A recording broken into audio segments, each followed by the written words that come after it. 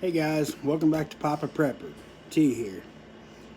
I'm coming to you this morning from a different location, but all the info is the same. That's all that matters, right? So, I told you yesterday, and in yesterday's video, there is one thing that I did find that I forgot to mention about the stockpiling food and whatnot is on your stockpile. Don't forget that just because it's dry good, it's a non-perishable. If you're not repackaging it yourself, it's still like the flour and such. It will go flat. And a lot of pastas, if you're not resealing it properly with the O2 absorbers and things like that, they will become stale and whatnot. So you want to watch your expiration dates so you can still utilize that food instead of, say, you don't check it and SHTF comes, a year and a half down the road and you open that box of spaghetti, it's going to be no good. So you've wasted all that money and you're left with no food or that type of food. So you want to check your expiration dates periodically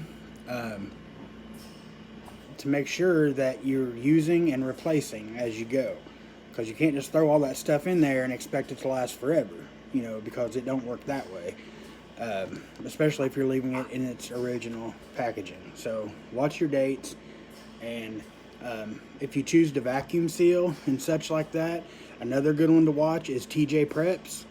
She is excellent with a vacuum sealer. She vacuum seals everything. So that's what I wanted to hit on from yesterday that I forgot. Like I said, I just rolled out of bed. I made the video once, realized the microphone was off, so I had to rush through everything and redo it. And and there's probably other things, but that's mainly, I know I forgot. So today we're going to talk about water. How much water you should store. How much water you need. How much water can you store? And the first thing you need to know is a little bit about dehydration. Okay, dehydration has many symptoms.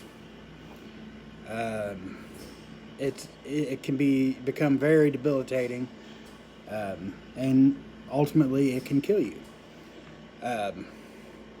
A lot of the things associated with dehydration is like really bad, intense headaches, unclear thinking, very severe mood swings, of course, overheating, constipation, kidney stones.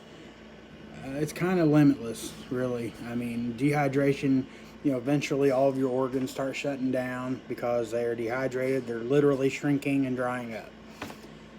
Same with your blood. Your blood becomes too thick. Your heart can't pump it. I mean, it's just that, and starvation would have to be the two nastiest, most painful ways to die. So with that being said, your normal average person in everyday climate, not everyday climate, but everyday situation, whatever, can only live 3 to possibly 4 days without water. And 4 days is stretching it. It has been on record. It's on record that the longest was 7 days. But I'm not going to challenge that record. If you'd like to do that, feel free. But as for me, I'll just keep my water.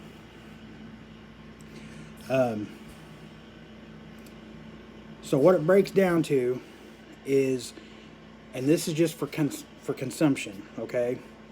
You want 1 gallon per person per day. That is basically, now if you look at the CDC guidelines, it says 1 gallon per person per day, half of it for consumption, the other half for cleanliness, washing hands, and that, I don't, that, I've also, more so than not, I've read that, especially, if you are in a hotter climate, you're going to drink more than a gallon of water a day. If the grid's down and you're very hot and, you're working, busting your tail, getting stuff done, you're going to drink more than a gallon of water because you're going to sweat it right back out.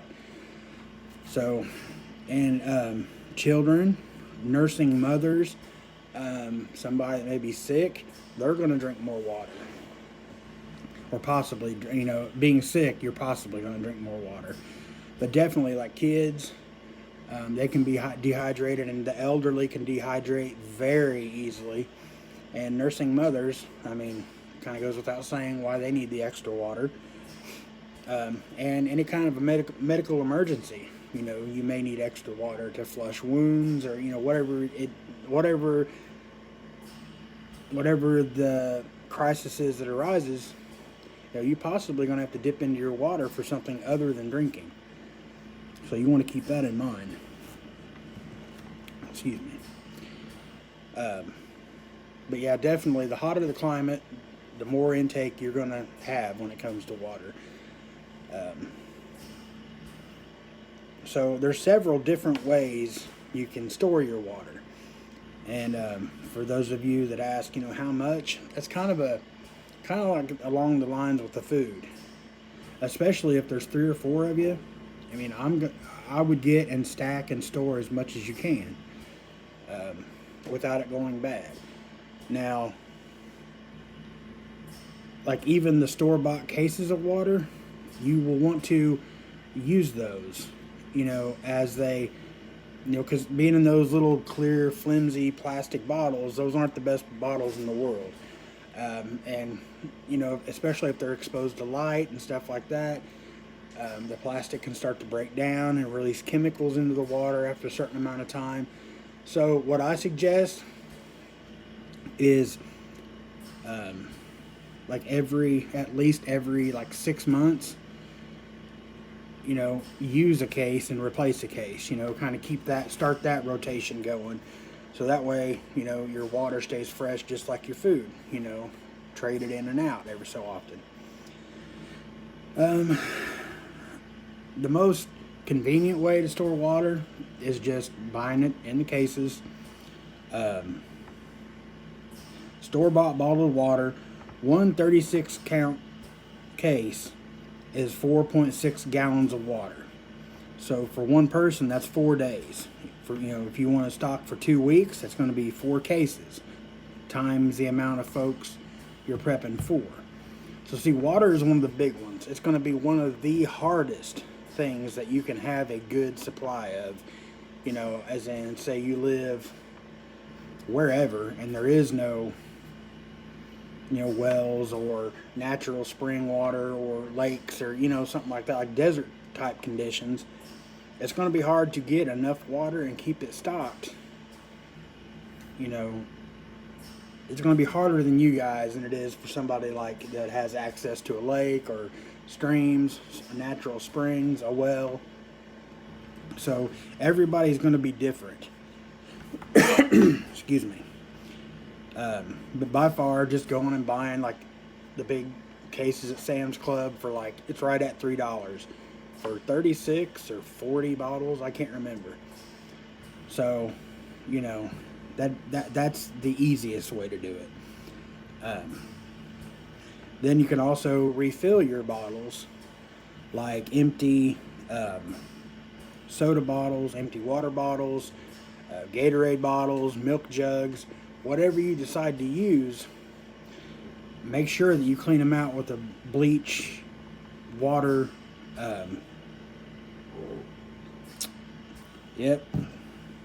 Totally went blank.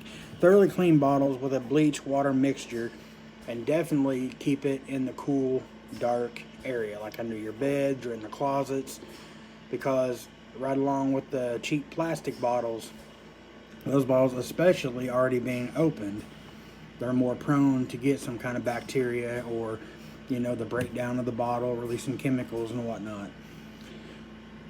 And the water mixture, I think, is 1/8 of a teaspoon per every gallon of water.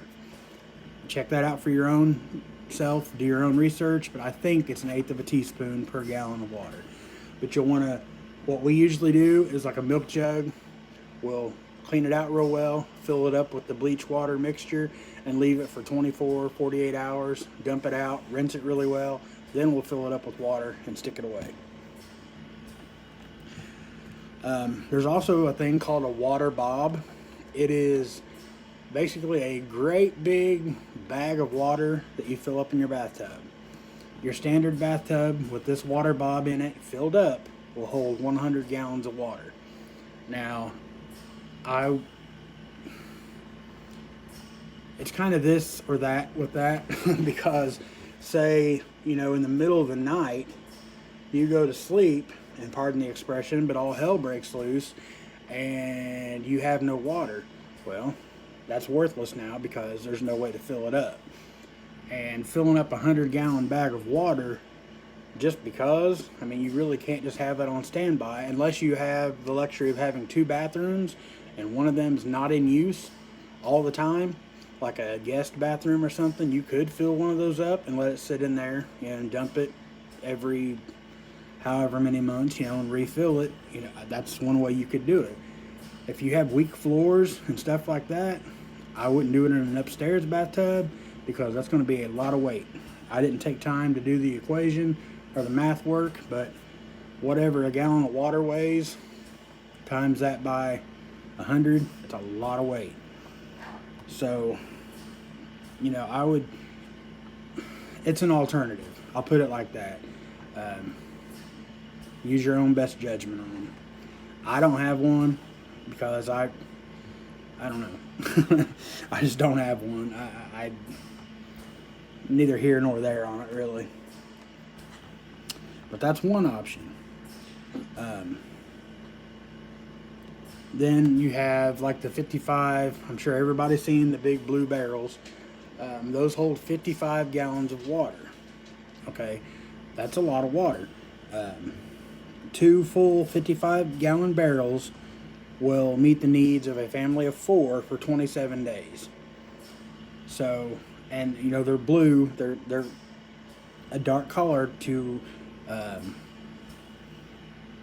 block out the sunlight, the UV rays, and everything like that. It keeps it fresher, longer, keeps the bacteria out, keeps from growing algae and anything else that you see growing in water. The downside to using those is space. They're not the easiest thing to find space for. If you keep them outside, them freezing up could become an issue. Especially if you get up to 5, 6, 7, 8 barrels, that's going to be really hard to keep those warm and keep them thawed out. Another downside, excuse me, is a full 55-gallon barrel weighs roughly 440 pounds. So they're not very easy to move, especially, like if you're just a single person trying to do this, or, a single mom with 2 little ones. And I'm not degrading women. I know women are strong. They can do a lot of things for themselves. I'm just saying that is more than I weigh by about 90 pounds. So that's a lot of weight. Well, no, about 70 pounds. So that's a lot of weight to try to move on your own. And if you go to buy those new, they're usually $90 to $100 and $110. But if you watch like Facebook Marketplace, restaurants, a lot of times you can get them. You can pick them up for $5, $15, $20 easily a piece used. So that's another alternative. And of course, you can get the big, words are escaping me right now, but the big white type water totes that are in the big steel cages. I forget what they're called, but they're what? But they are 250 gallons, I believe, and that's another thing. The room, the weight, the storage, stuff like that. You're going to run into with these great big barrels. If you have a way to keep them heated and warm, by all means. And you can use the big water tanks they use for cattle and horses and stuff like that. You can use those as well, but again, the room for them, keeping them unfrozen, you're going to run into problems with that, because you definitely are not putting one of those in your house. Let me see, where am I at here? Okay. And then the last one that I have on here, and like I said, everybody's going to be different. You know, you forgot this, you forgot that. You know, you could do this or do that. And that's absolutely right. You know, everybody's got different opinions. Everybody's got different ways of doing things, okay? But your rainwater. You can look on YouTube and watch videos on how to build a rainwater catchment system. You could watch them for a week and never watch the same video, okay? So I'm not going to go through, you know, the best or the easiest or the cheapest way to do that. Everybody, again, will be different. So you can look for yourself, do your own research, you know, and just build what comes easiest to you. But with catching the rainwater, about any system you can build fairly cheap, dang near for free if you know where to look for stuff. This water is usually going to be mainly like for sanitation, like for flushing your commode, doing your dishes, bathing, stuff like that. You can drink it with plenty of sanitation and filtering. No way would I just go out and get a bucket of water out of a rain barrel and drink it, because I mean, it could have bug larvae, anything imaginable could be in that water. You might as well just go drink out of the mud puddle, you know, if you're willing to take that kind of risk. So definitely it is something you can ingest with the proper cleaning of the water. I think that's really all I got for this video, guys. Tomorrow I am unsure about what I will be doing. I'm thinking I'm going to do like a medical, medical supplies that you need to stock up on, and the cheapest route to get it and stuff like that. And that will probably be another fairly lengthy video, because aside from food and water, you know, medical equipment, or not equipment, but you know, first aid type stuff, that is going to be right up there with food and water. You know, whether you're bugging in or bugging out, you know, anything can happen. There's not going to be anybody coming to save you, so you're going to have to know how to save yourself or your loved ones. Alright guys, I'm going to go ahead and wrap this up. Don't forget, tomorrow night is live from the Bears Den, 8 p.m. Eastern Standard Time, followed by Shogun Saturday Nights with John over at Prepper Nation. Again, that's Eastern Standard Time, 8 o'clock. Until then, God bless y'all. I love each and every one of you. Be safe. Papa Prepper out.